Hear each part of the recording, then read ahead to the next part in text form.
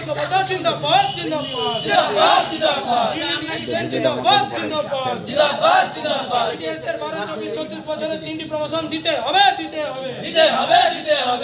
এর 8 ঘন্টা ডিউটি দিতে হবে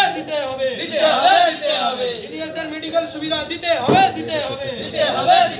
গ্রামীণ পোস্ট অফিসে কম্পিউটারের প্রিন্টারের সুবিধা দিতে হবে TDS দেশীয় জিন্দাবাদ গ্র্যাচুইটি বৃদ্ধি করে 5 লক্ষ টাকা দিতে হবে SDBS এর পরিমাণ 3 থেকে 10% করতে হবে TDS এর দাবি মানতে হবে এনপি জিন্দাবাদ